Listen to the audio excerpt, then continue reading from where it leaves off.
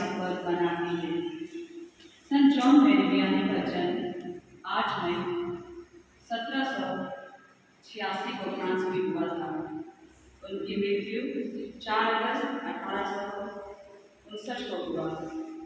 संत John Mary Vianney अपनी पवित्रता, विनम्रता और माता मरिया की भक्ति के लिए जाने जाते थे। उन्होंने बहुत साधारण जीवन जिया। सन 1925 21 मई को वे एक संत घोषित हुए। 4 साल बाद पोप पाइस 11वें द्वारा वे पति के गुरुत्व के संरक्षक शब्द घोषित किए गए और पोप फ्रांसिस द्वारा ये सभी पुरोहितगण भी संत मान लिए गए। आज हम हमारे बड़े पुरोहित फादर श्रद्धेय सहायक पुरोहित श्रद्धेय फादर फ्रांसिस देवेवाला और श्रद्धेय फादर विक्टर सिगा आप तीनों के सुंदर जीवन के लिए हम पिता ईश्वर को धन्यवाद देते हैं। आपने अपने जीवन को पवित्र प्रभुताई के लिए समर्पित किया और आज आप हमारे करने की और आपकी जिंदगी में जो भी आते हैं उनकी निस्वार्थ सेवा कर रहे हैं। आप धूप, गर्मी, जाड़े, बरसात सभी समय हमारा साथ देते हैं और हमारे लिए प्रार्थना करते हैं। कभी कभी आपका सेवा भी इतनी दीन हो जाते हैं कि खुद का भी ख्याल नहीं रख पाते हैं। आपके सेवा कार्यों के लिए हम सभी परिवार में आप तीनों का सहृदय धन्यवाद देते हैं। आज हम आपके सारे मतलब आपकी अच्छी स्वास्थ्य और आपके प्रिय परिवारजनों के लिए प्रार्थना करते हैं। पिता ईश्वर आपको भला चंगा रखें, आपको प्रज्ञा दे, आपको पवित्र आत्मा की शक्ति से भर दे तथा आपके सभी त्याग तपस्वियों के लिए आपको हमेशा अपनी शरण में रखे और हर प्रकार के प्रलोभनों तथा बुराई से बचाए रखें। आइए हम सभी हमारे पुरोहित भाइयों के लिए उन्हीं के अभिषेक नामों से इस पवित्र मिसा पूजा के द्वारा ईश्वर को धन्यवाद और उनकी प्रार्थना चढ़ाएं।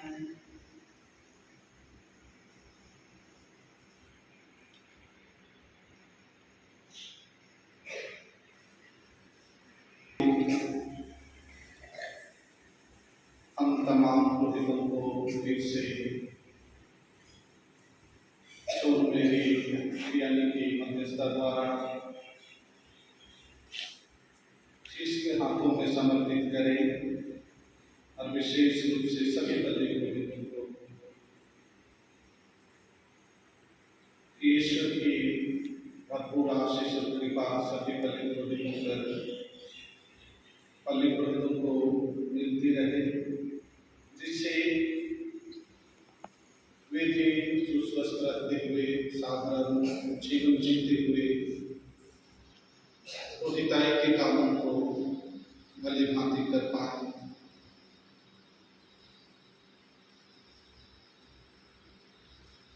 पिता और पुत्र पवित्र आत्मा के नाम पर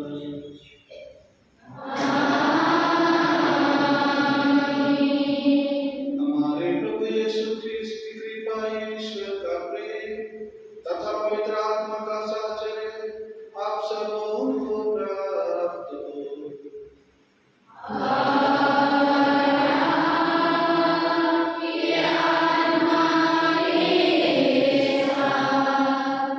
ख्रिस्त में प्यारे भाइयों बहनों, इंट्रोडक्शन में संक्षिप्त रूप से हमने जॉन मैरी वियानी के बारे में सुना। ये वे संत हैं जो अस से लेकर या फस से लेकर अस तक पहुंचने के लिए संघर्ष किए और वे ऐसे संघर्ष किए जो हमारे लिए एक आदर्श है, सभी पुरोहितों के लिए, यूँ कहें तो सबों के लिए। जब उसका संघर्षशील जीवन को हम देखते हैं तो ऐसे प्रतीत होता है कि हम अगर उस स्थान में होते तो हम हार मान लेते, लेकिन वे कभी हार नहीं मानते हैं, क्योंकि उसका ख्रीस्त पर विश्वास अटूट था, पक्का था, मजबूत था और इसलिए सभी क्षेत्रों में संघर्ष करते रहे।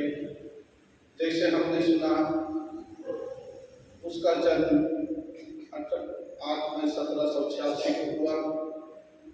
उसके तुरंत बाद 1789 को हम देखते हैं फ्रांसीसी क्रांति शुरू हो जाती है।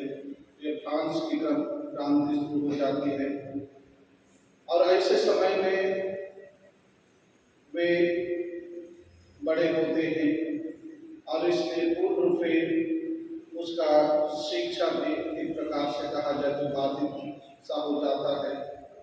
शिक्षा धार्मिक के क्षेत्र में और जैसे स्कूली शिक्षा, ऐसी परिस्थिति में वे आगे बढ़ते हैं और यह संघर्ष जारी रखता है, तब तक जारी रखता है जब तक वे अपना लक्ष्य को नहीं पा लेते हैं। आइए हम इस मिसा बलिदान में योग रीति से भाग लेने के पूर्व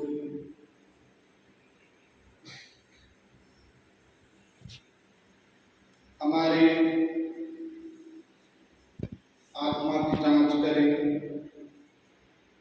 कि संघर्ष के समय हम किस प्रकार से विचलित हो जाते हैं, किस प्रकार से टूट सा जाते हैं, किस प्रकार से हमारे मन और हृदय से उस सादगी का भाव, विनम्रता का भाव चला सा जाता है।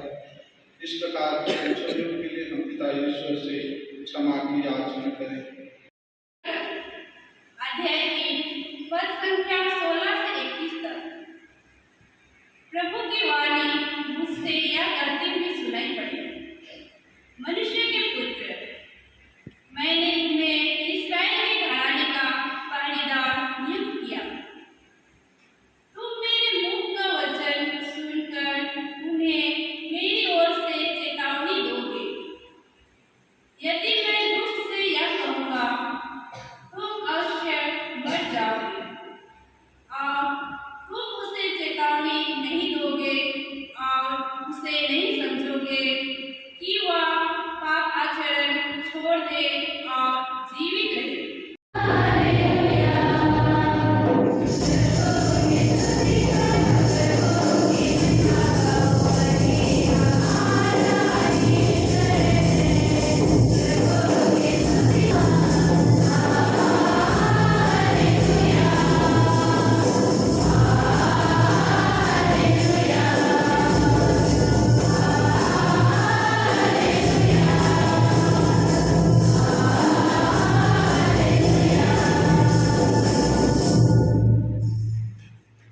लोगों को देखकर यीशु को उन पर तरस आया। प्रभु आप लोगों के साथ हो।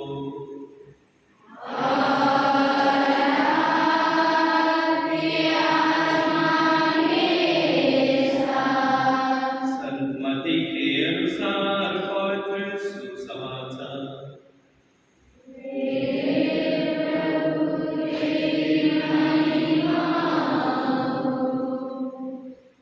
यीशु सभागृहों में शिक्षा देते, राज्य के सुसमाचार का प्रचार करते, हर तरह की बीमारी और दुर्बलता दूर करते हुए सब नगरों और गांवों में घूमते रहते थे। लोगों को देखकर यीशु को उन पर तरस आया, क्योंकि वे बिना चरवाहे के भेड़ों की तरह थके मारने पड़े हुए थे। उन्होंने अपने शिष्यों से कहा, फसल तो बहुत है, परंतु मजदूर थोड़े हैं। इसलिए फसल के स्वामी से विनती करो कि वह अपनी फसल काटने के लिए मजदूरों को भेजे। यीशु ने अपने 12 शिष्यों को अपने पास बुलाकर उन्हें अशुद्ध आत्माओं पर अधिकार दिया और अशुद्ध आत्माओं को निकालने तथा हर तरह की बीमारी और दुर्बलता दूर करने की शक्ति प्रदान की। प्रभु का पवित्र सुसमाचार।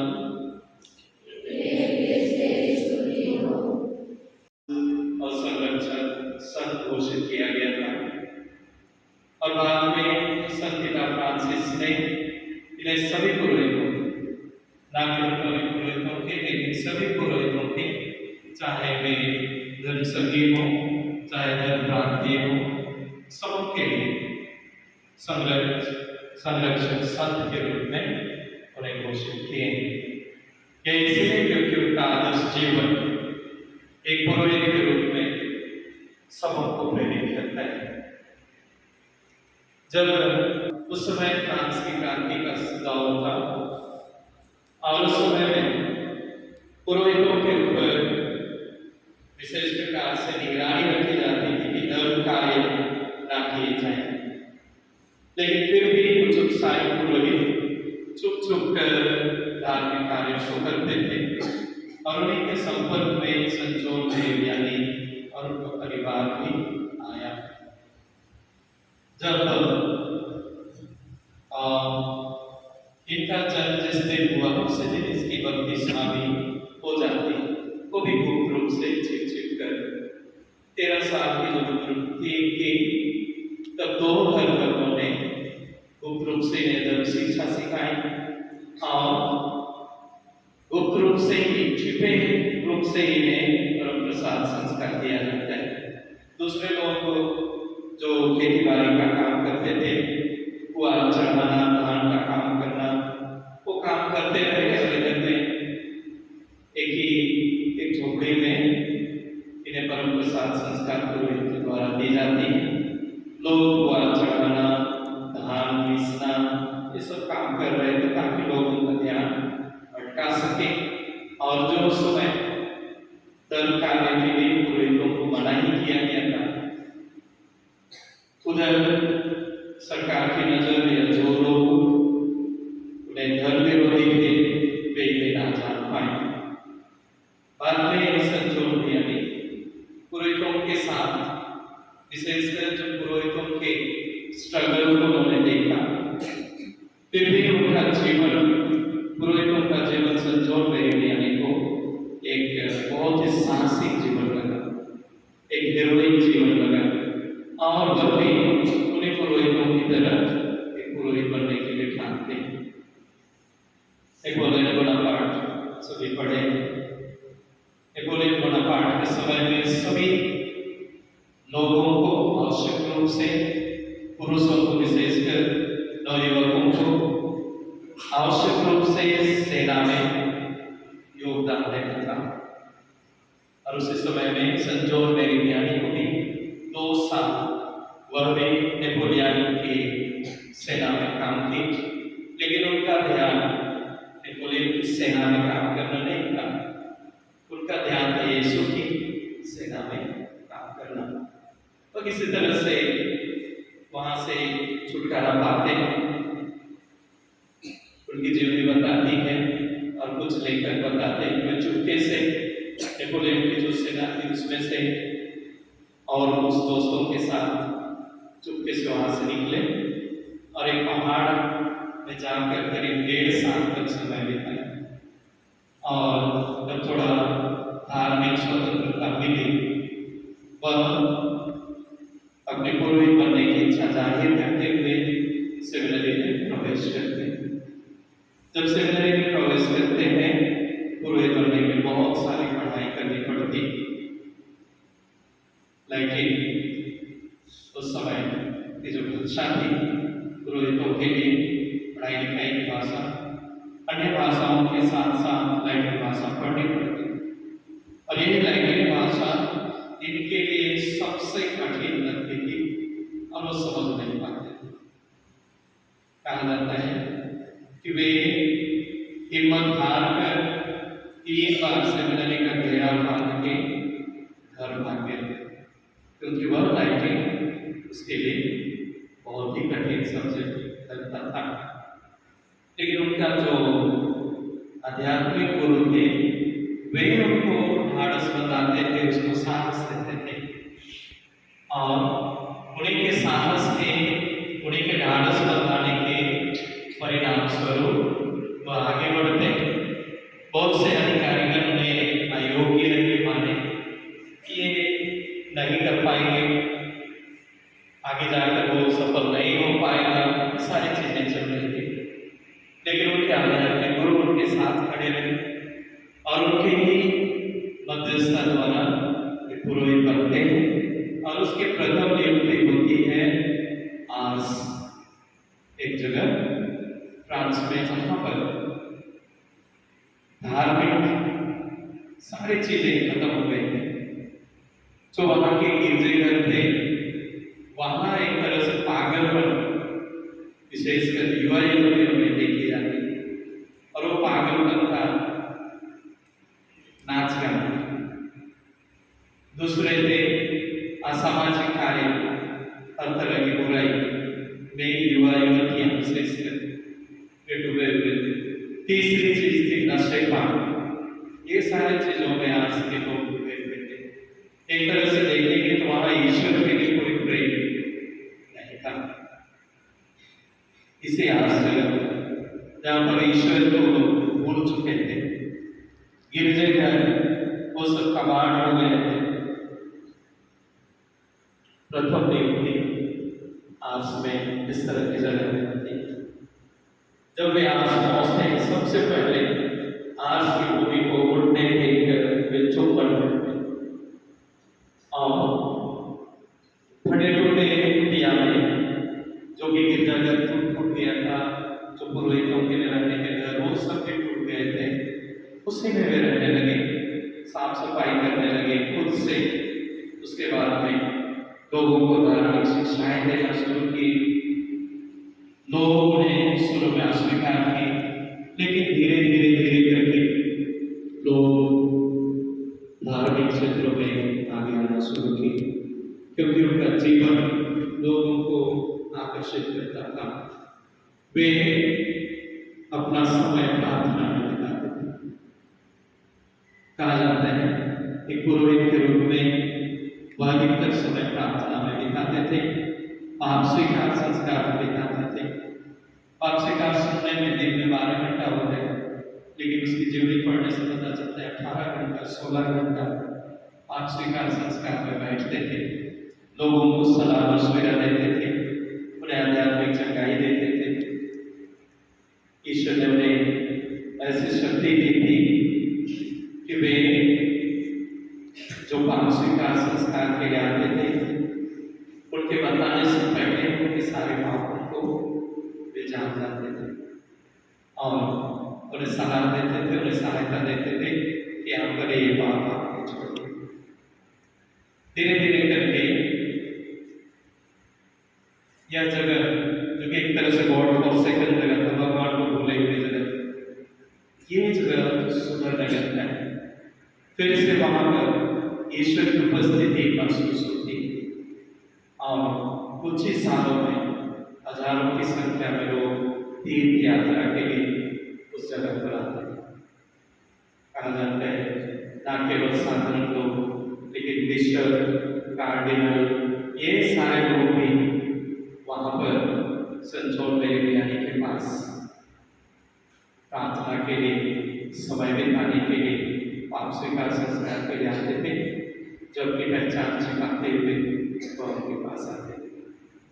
यह ईश्वर से उनके मेल मिलाप, ईश्वर से जुड़े रहने के परिणाम स्वरूप ईश्वर ने उन्हें यह कृपा प्रदान की थी। प्रार्थना के संबंध में संजोल लेवियानी कहते हैं कि जो प्रार्थना नहीं करता वह बंधक के समान, जो उड़ना भी चाहे लेकिन उड़ नहीं पाता, थोड़ा सा उड़ भी जाए तो फिर वह धरती पर ही आ जाता। प्रार्थना दिन रात प्रार्थना करते थे, कम सोते और कम खाते थे। उनका भोजन बॉइल्ड पोटैटोस वही होता था, दिन में से थे एक बार खाते थे। सोना भी बहुत कम सोया करते थे, क्योंकि ना जीवन को प्रार्थना में और ईश्वर के साथ होता है। कपड़े लत्ते पहनावा 40 साल कि अपने पुरोहिताई में कहा जाता है उसके पास एक ही पैसे था, एक ही पैसे जो पुरोहिताई में, और उसके फटे हुए पैसों को भी वो बार बार सिलाई करके उसी को रिपेयर करके पहनते थे। एक बार उसके बावर्ची ने जो खाना बनाते हैं, जिस बर्तन पर वो खाते थे उसको फेंक दिया, क्योंकि उसकी हालत ऐसे हो गई थी कि वह बर्तन उठाने के लायक नहीं था। एक बार में 3 बार उसको बावर्ची फेंका, लेकिन फिर भी बड़े प्रेम से उसी बर्तन को लेकर वह उस पर अपना भोजन किया करते थे। ये उसके निर्धन था तो दर्शाता है।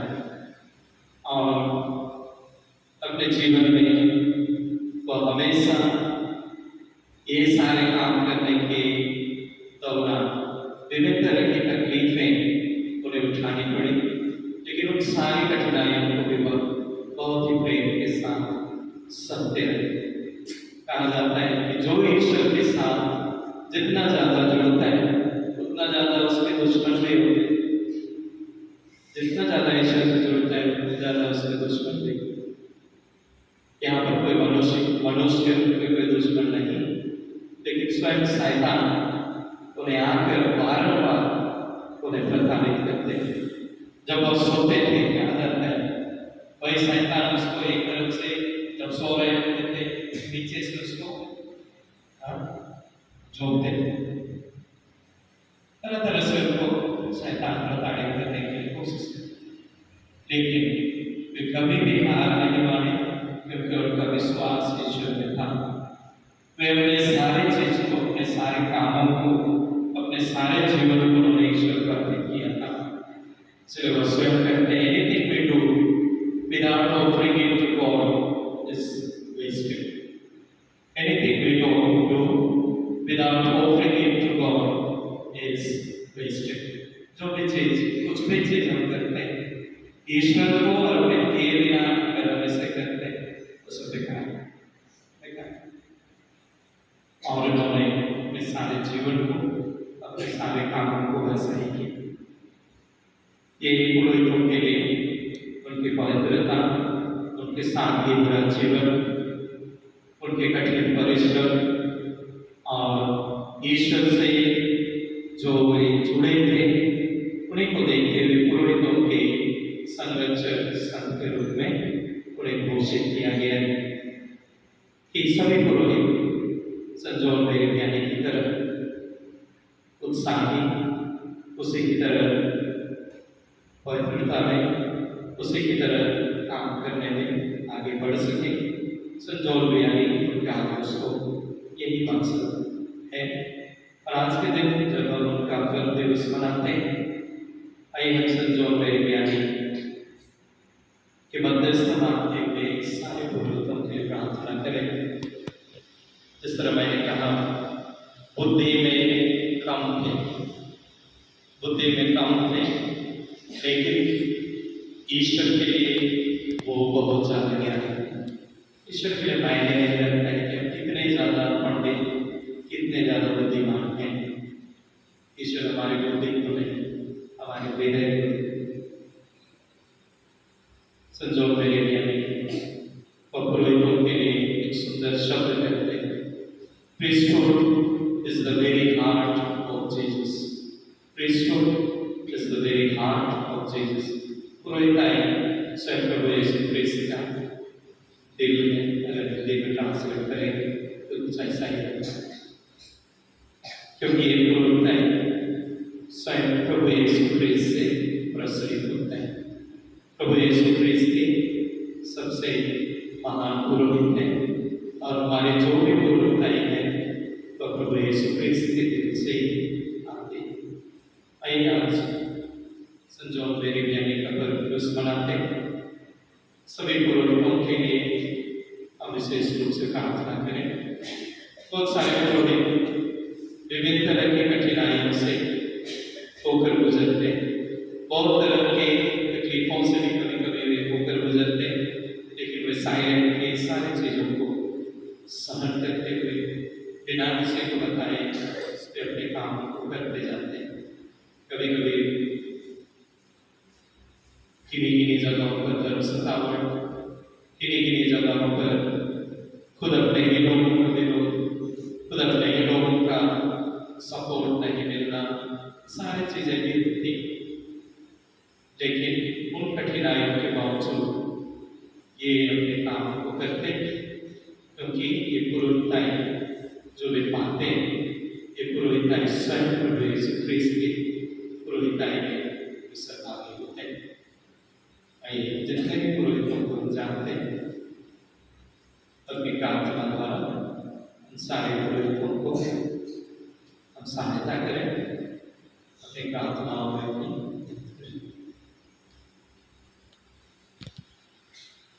हमारे देश के सब स्वामी हव्य चौकों के लिए, हे प्रभु, आप इन्हें अपनी छत्र छाया में रख, जिससे कि ये हमारे देश को उन्नति और भविष्यवाणी के पथ पर ले चल सके। हम प्रार्थना करें। प्रार्थना करते हैं हमारे पल्ली के तीनों पुरोहित भाइयों के लिए, हे प्रभु, आप इन्हें प्रज्ञा और विवेक दे, अपनी बेसीमा प्रेम में रख तथा अच्छा स्वास्थ्य प्रदान कर, जिससे ये पल्ली को सुचारू रूप से चला सके। हम प्रार्थना करें। प्रार्थना करते हैं हमारे पल्ली के तीनों पुरोहित भाइयों के सदस्य गणों के लिए, हे प्रभु, फादर समेत के माता पिता, फादर विक्टोर की माँ को अपने हाथों में थाम कर आगे बढ़ा, जिससे वे अपने बेटों के साथ साथ हमारे लिए भी प्रार्थना कर सके। फादर फ्रांसिस के माता पिता एवं फादर विक्टोर के पिता हमारे लिए स्वर्ग से प्रार्थना करें, जिससे कि हम हमेशा आशा के तीर्थयात्री बने रहें। प्रार्थना करते हैं पुरोहित भाइयों के भाई बहनों एवं सभी रिश्तेदारों के लिए, हे प्रभु, सबको आपकी आशीष कृपा प्राप्त हो, जिससे वे अपने दैनिक जीवन में स्वस्थ रहते हुए आगे बढ़ सके। हम प्रार्थना करें। प्रार्थना करते हैं सभी बीमार से पीड़ित भाई बहनों के लिए, विशेषकर हमारे पुरोहित भाई के परिवार के सदस्य गणों के लिए जो बीमार हैं, विशेषकर फादर फ्रांसिस की दीदी मैक्सिमा के लिए। हे प्रभु, सबको शारीरिक और मानसिक चंगाई प्रदान कर। हम प्रार्थना करें। प्रार्थना करते हैं हमारे पल्ली के सभी माता पिता, भाई बहनों एवं बच्चों के लिए, हे प्रभु, सबको उदार बना, जिससे वे पवित्र कलीसिया की सेवा के लिए अपने बच्चों को आगे बढ़ा सके और हम सब विश्वास में आगे बढ़े। हम प्रार्थना करें।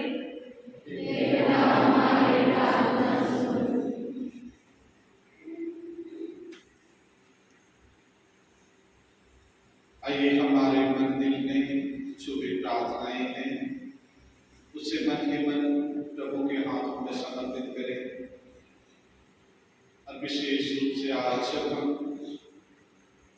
जो मेरे यानी का पर्व मना रहे हैं, हम में से बहुत लोग बहुत से पुरोहित भाइयों को जानते हैं। विशेष रूप से हम एक पुरोहित भाई के लिए हमारी जो प्रार्थनाएं हैं, उनके नाम में हम हमारी प्रार्थनाओं को प्रभु के लिए मन ही मन समर्पित करें।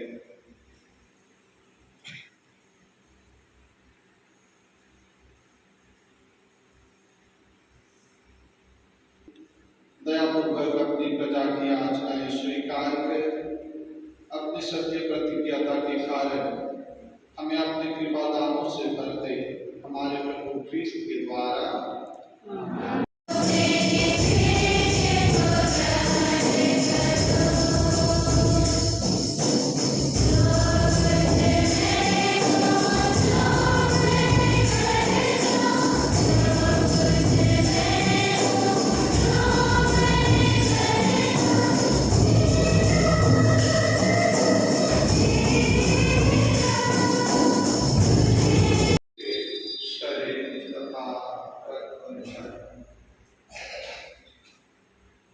जब वे स्वेच्छा से मृत्यु के लिए सौंपे गए, उन्होंने रोटी ली, तुझे धन्यवाद दिया और रोटी तोड़कर उसे अपने शिष्यों को देते हुए कहा, तुम सब इसे लो और इसमें से खाओ, क्योंकि यह मेरा शरीर है जो तुम्हारे लिए बलि चढ़ाया जाएगा।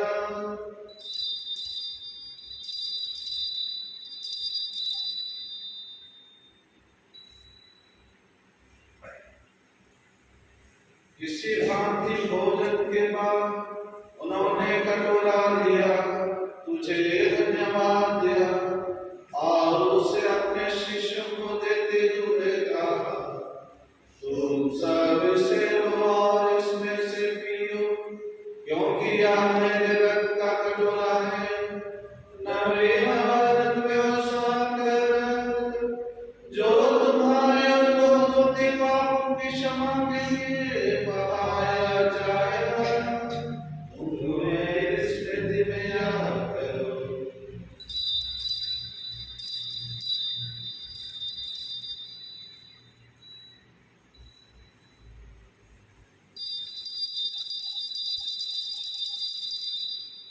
के साथ और इन्हीं में वे सर्वशक्तिमान पिता ईश्वर पवित्र आत्मा के साथ सारा प्यार तथा सम्मान युगानुयुग तेरा ही है।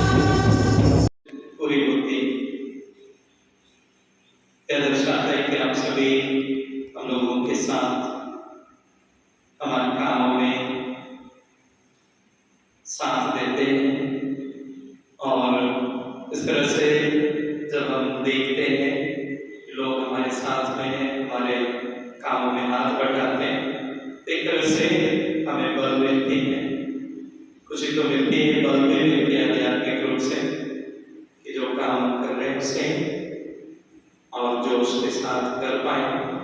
लगता है कि हम अकेले नहीं, सब कोई साथ में। तो पुनः आप सबों को धन्यवाद आज के इस दिन के लिए। सुंदर प्रार्थना, सुंदर गीत और जो कुछ भी आप सबों ने आज के दिन को विशेष बनाने के लिए किए, सबों को बहुत बहुत धन्यवाद और खुश रहें।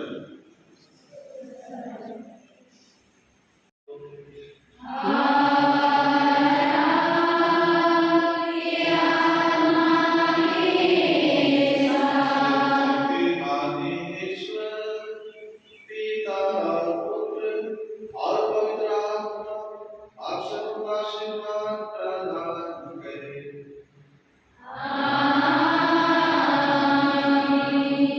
सभी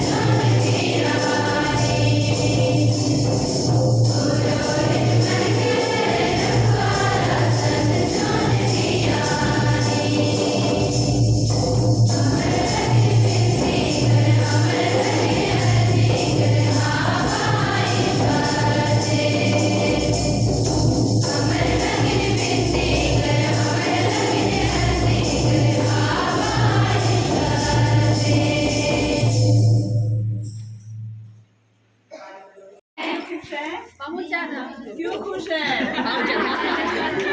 क्यों खुश है बताओ कौन? क्या बात है?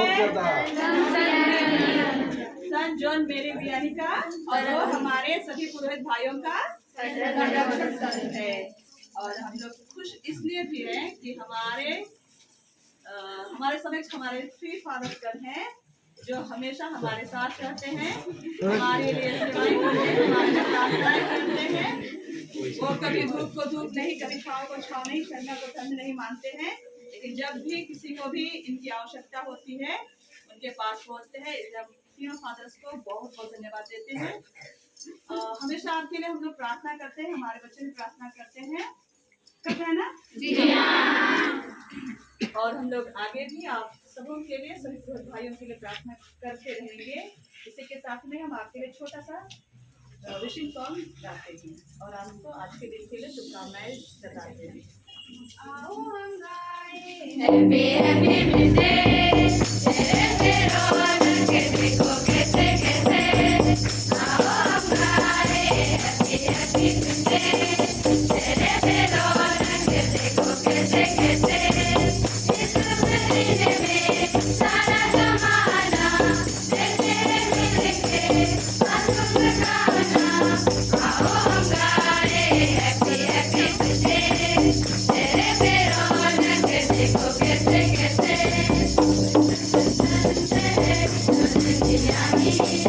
आते का दिन भी लगे सुहाना, डोले नगाड़ा बजे आदीना। आओ हम मिलके गाए तुम्हें नाचे, आओ हम मिलके गाए तुम्हें नाचे।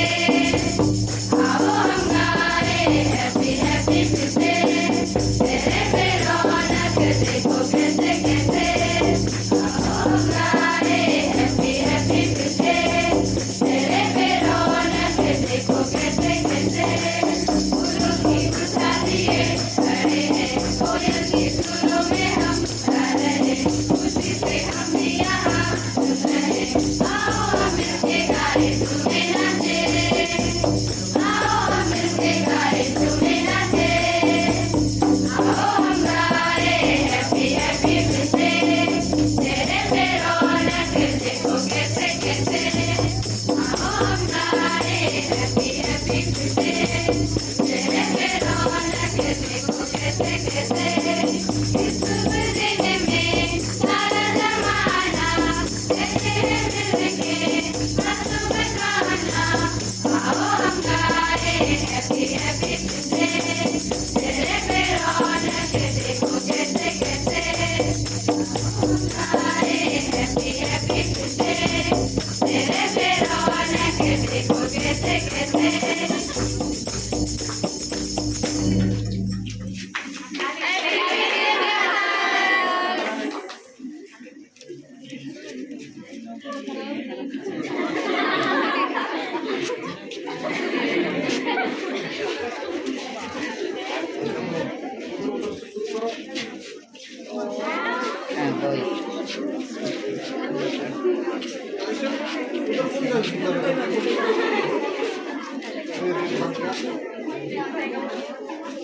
अभी जो हम लोग विशिंग सॉन्ग गाए अभी हम लोग फीमेल वॉइस में सुने ना, फिर मेल वॉइस में सुनेंगे, लड़का वाले।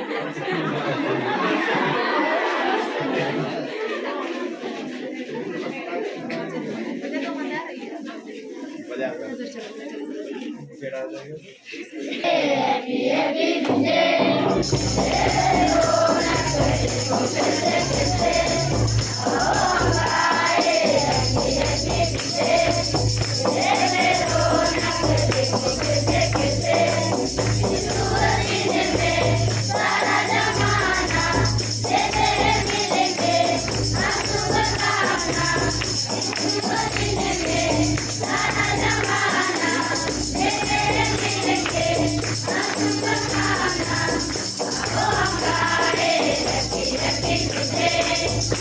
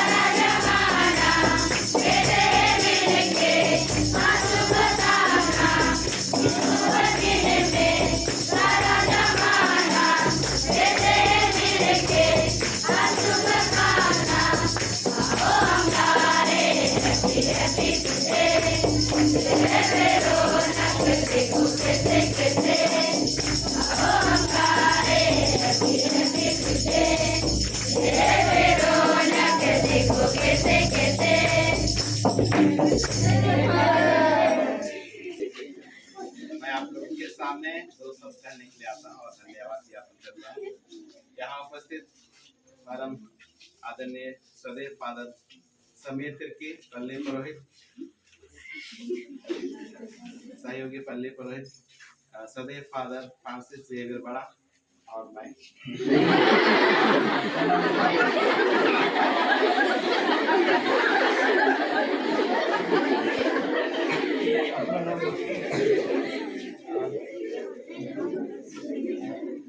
सेंट कैपिटानियो कॉन्वेंट के सभी धर्म बहनें, अपोस्टलेंस, सभी माता पिता भाइयों बहनों और छात्रा और छात्राओं, आज के इस परम दिवस के अवसर पर आप सभी ने हम सभी के लिए प्रार्थनाएं की हैं और विशेषकर न केवल हम लोग के लिए किंतु पूरे धर्म प्रांत और पूरे विश्व के याजक वर्ग के लिए, बिशपों के लिए, संत पापा के लिए प्रार्थना की है ताकि ये जो प्रभु के द्वारा स्थापित जो कलीसिया है उस कलीसिया में हम लोग पूरी तरह से योगदान दे सकें, आगे बढ़ा सकें। ये हम अपने से कुछ नहीं कर सकते किंतु ऊपर वाले की कृपा से ही सब कुछ पूरा होता है। तो आप सभी ने प्रभु से दुआ की है कि हम भले चंगे रहें, स्वस्थ रहें और प्रभु के कार्य को आगे बढ़ाने में हम अपना योगदान दे सकें। आज के इस पर्व दिवस के अवसर पर आप सभी ने एक ही गाने को फीमेल वॉइस में गाए, अलग अलग, बहुत ही मजेदार था।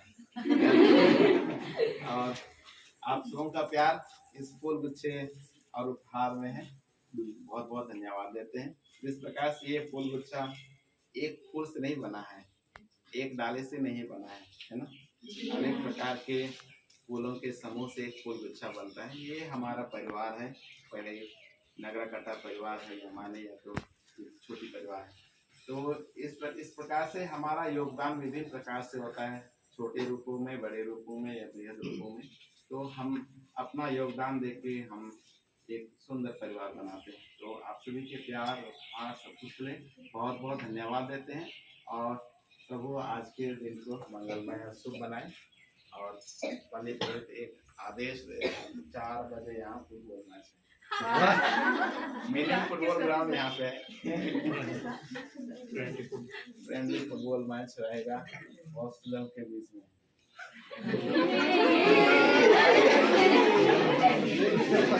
आप लोग चाहेंगे तो आप लोग यहाँ cheerleaders. एग्जाम करते हैं।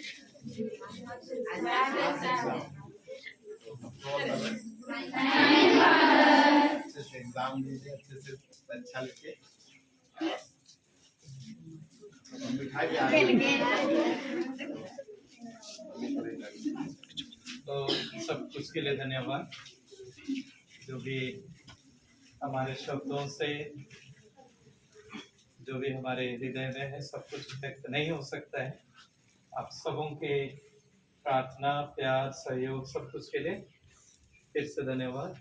और प्रार्थना करते रहिए हम लोगों के लिए, ताकि ये काम कर सकें। तो आप सबों के प्यार और सब कुछ के लिए धन्यवाद।